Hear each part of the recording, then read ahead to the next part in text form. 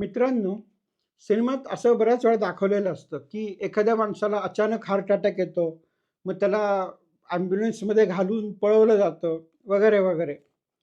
त्याच्यामुळे आपल्या डोक्यात अशी एक साधारण कल्पना आलेली आहे, की हार्ट अटॅक हा कुणालाही येऊ शकतो, कधीही येऊ शकतो आणि त्याच्यावरती आपलं काहीही नियंत्रण नसतं. म्हणजे थोडक्यात एखाद्या माणसाला हार्ट अटॅक यावा का? आणि तो कधी यावा? हा पूर्णतः नशिबाचा भाग आहे. परंतु मला असं सांगायचं आहे, की आपल्याला जे रोग होतात, त्यात नशीब हे जवळ-जवळ नसतं. म्हणजे त्यात हार्ट अटॅक असेल, स्ट्रोक असेल, किडनी असेल, लिव्हर असेल, हा कुठलाही ऑर्गन असा उगीचच फेल होत नाही. त्याच्यासाठी कारणं असतात. त्याच्यासाठी एक मेकॅनिझम असते आणि ही मेकॅनिझम हळू काम करते. म्हणजे उठसूट कुणालाही असाच हार्ट अटॅक येत नाही.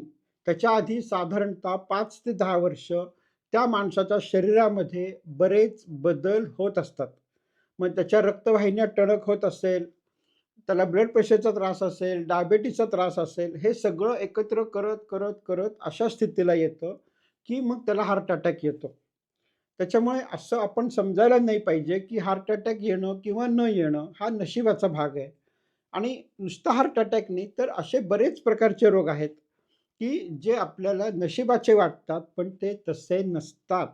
जर आपण ह्या रोगांची कारणं समजावून घेतली, तर आपल्याला असं लक्षात येईल, की हार्ट अटॅक यायच्या आधी रक्तवाहिन्या टणक व्हायला लागतात.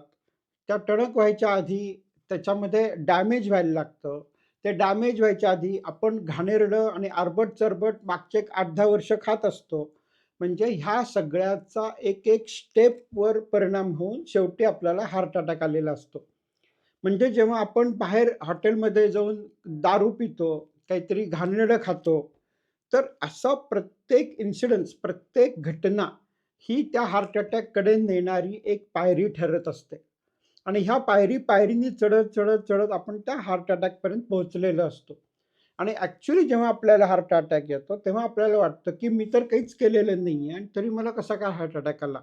त्यामुळे माझं एवढंच सांगणं आहे, की ह्या ज्या प्रोसेसेस आहेत, म्हणजे मी जे सांगतोय, की तुम्ही आरोग्यदायी कसं खाल्लं पाहिजे, कसं राहिलं पाहिजे, व्यायाम का केला पाहिजे. तर ह्या प्रत्येक स्टेपवर तुम्ही हार्ट अटॅकपासून लांब जाताय. त्यामुळे तुमचं नशीब तुमच्या हातात घ्या आणि हार्ट अटॅक वाचवा.